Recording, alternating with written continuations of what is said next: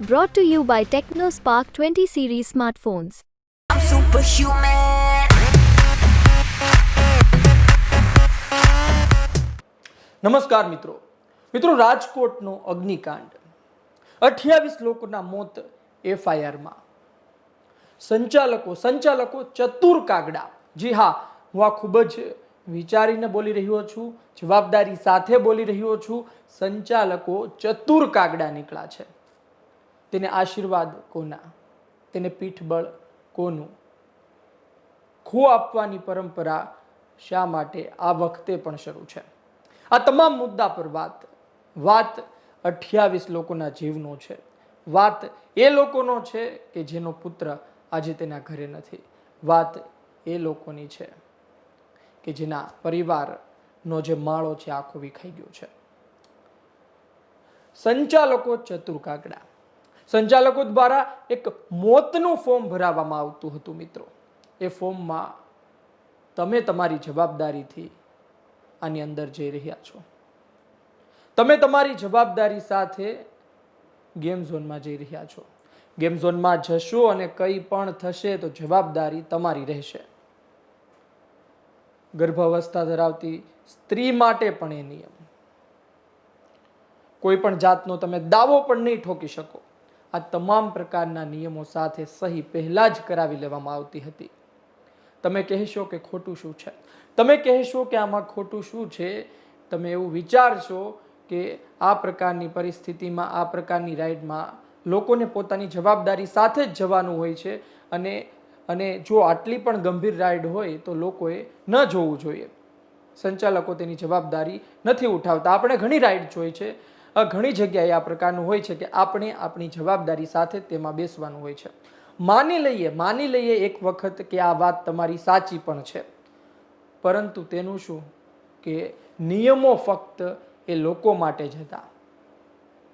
જી હા, આ સંચાલકો ચતુર કાગડા નીકળ્યા, દરેક પાસે સહી કરાવી લીધી, પરંતુ પોતે તો નિયમો પાળતા નહોતા. બીજા પાસે નિયમોનું પાલન કરાવતા હતા, પરંતુ આ સંચાલકો પાસે શું ફાયર એનઓસી હતું?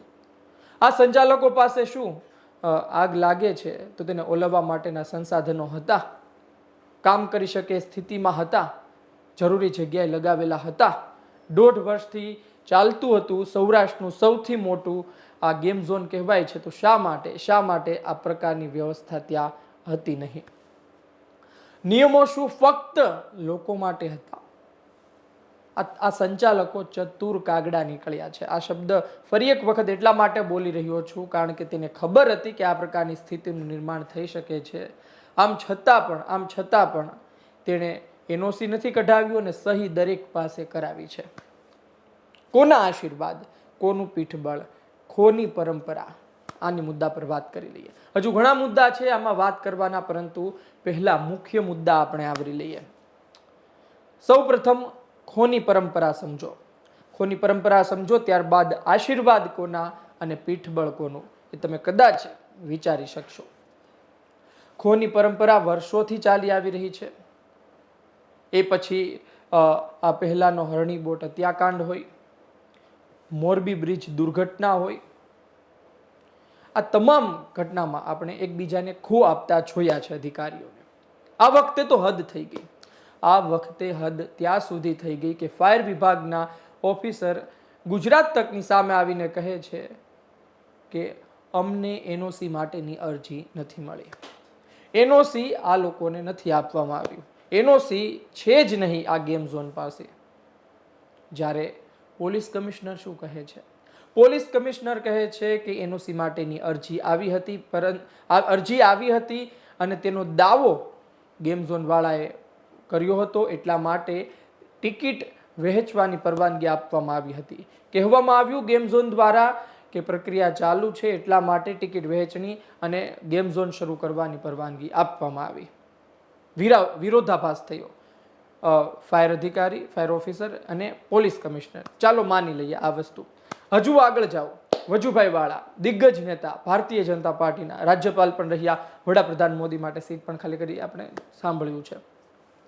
આ વજુભાઈ વાળા રાજકોટ મહાનગરપાલિકા પર વરસી પડે છે. આ વજુભાઈ વાળા રાજકોટ મહાનગરપાલિકાને લઈને કહે છે કે વાક તેનો છે. રાજકોટ મહાનગરપાલિકાનું ટીપી વિભાગ સામે આવે છે અને કહે છે કે આ પ્રકારના બાંધકામમાં કોઈ મંજૂરી હોતી નથી. થયો વિરોધાભાસ. એક તરફ વજુભાઈ વાળા, એક તરફ રાજકોટ મહાનગરપાલિકા. ઠીક છે, આ વાતની હદ તો ત્યાં સુધી થઈ, ભારતીય જનતા પાર્ટીના લોકોને ગંભીરતા નથી, તેની હદ ત્યાં સુધી થઈ કે રમેશ ટીલાળા ધારાસભ્ય, તેને સવાલ પૂછવામાં આવે છે અને તેઓ હસતા હસતા કહે છે કે આમાં હું તો શું કહું.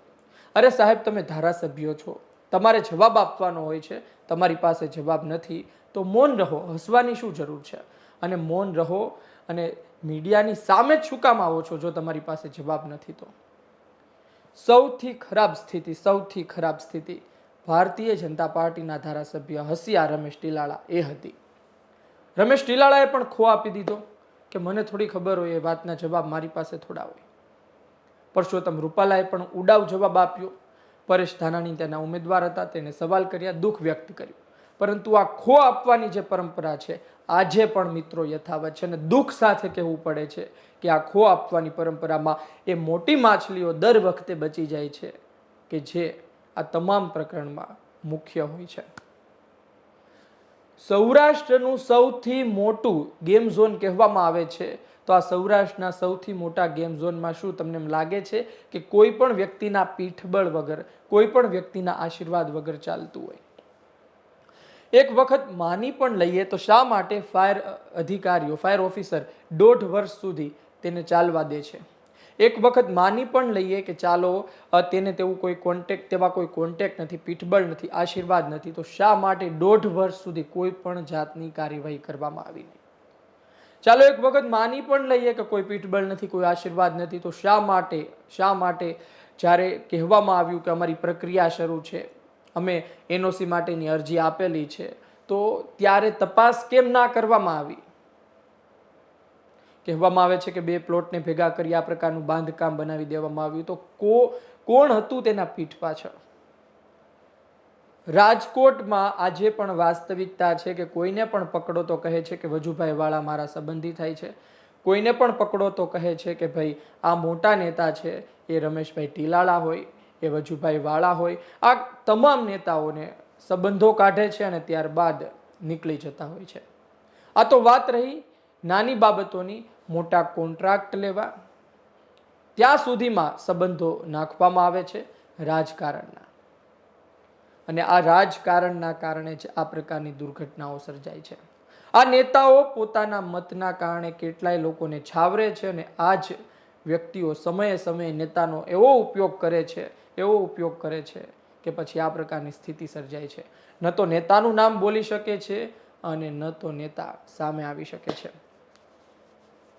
કોના આશીર્વાદ કોના હોઈ શકે? આટલા સમયથી આ ચાલતું હતું, કોઈના આશીર્વાદ વગર ન ચાલી શકે, એ સીધી અને સ્પષ્ટ વાત છે. યુવરાજસિંહ કરીને આરોપી છે જેને પકડવામાં આવ્યો, પરંતુ આ યુવરાજસિંહ આટલો સમય શું કરતા હતા?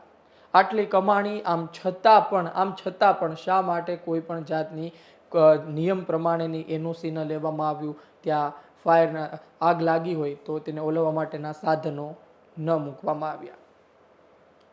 મિત્રો, આ તમામ વસ્તુ દર્શાવે છે કે સ્થિતિ શું છે. તમારી અને મારી સામે સ્થિતિ છે. બસ એક પછી એક સાંકળ જોડવાની છે. આ સાંકળ તમે જોડશો, આપોઆપ નામ તમારી સામે આવી જશે કે આશીર્વાદ કોના છે, પીઠબળ કોનું છે. શા માટે આ પરિસ્થિતિનું નિર્માણ થયું? લોકો તેવું પણ બોલે છે કે આગલા દિવસે શોર્ટ સર્કિટ પણ થયો હતો. તો પછી શા માટે મિત્રો કોઈ પણ જાતની કાર્યવાહી કરવામાં આવી નહીં? આ પ્રકારની સ્થિતિ ગુજરાતમાં સર્જાણી તે નવું નથી. આ પહેલા પણ લોકો મૃત્યુ પામ્યા છે, મોટી સંખ્યામાં મૃત્યુ પામ્યા છે. સવાલ એ જ છે કે એનઓસી નહોતું તો શા માટે ચલાવવામાં આવ્યું? સરકાર જવાબ આપે કે આ પ્રકારની ઘટનાઓ ગુજરાતમાં ક્યારે બંધ થશે? સરકાર જવાબ આપે કે આની પાછળ કોણ જવાબદાર છે? શું મોટી માછલીઓને જેલ થશે કે પછી દર વખતે નાના લોકોને પકડીને તમે જેલમાં નાખી દેશો? એક વાતનો જવાબ એ પણ આપે સરકાર, એ પણ આપે કે આટલો સમયથી સૌરાષ્ટ્રનું સૌથી મોટું ગેમ ઝોન કહેવામાં આવે છે, આટલો સમયથી ચાલતું હતું, તો અત્યારે જે પોલીસ કમિશનર કહે છે એ ત્યારે ક્યાં હતા? ફાયર અધિકારીઓ ત્યારે ક્યાં હતા અને આ તમામ નેતાઓ પણ ત્યારે ક્યાં હતા? રાજકોટ મહાનગરપાલિકા શું કરતી હતી? શું એ સૂતી હતી? આ તમામ પર સવાલ છે. તમામ એકબીજા પર ખો આપી રહ્યા છે. આપનું શું કહેવું છે? કોમેન્ટ બોક્સમાં લખો. જવાબદાર કોણ છે? આશીર્વાદ કોના છે? પીઠબળ કોનું છે? 28 લોકોના મોત એફઆઈઆરમાં છે. તેનાથી વધુ પણ મિત્રો આંકડો હોઈ શકે છે, પરંતુ આપણે કાયદાકીય રીતે ચાલીએ તો 28 મોત. તો 28 મોતનો જવાબદાર કોણ છે? સૌથી મોટો સવાલ એ છે કે જવાબદાર કોણ છે? જવાબદાર કોણ છે એનો જવાબ આપની પાસે હોય તો કોમેન્ટ બોક્સમાં લખો. અને એક વાત એ પણ લખજો કે શા માટે ગુજરાતમાં આ પ્રકારની ઘટનાઓ સમય સમયે બનતી રહે છે. શું કોઈ રોડ મેપ છે?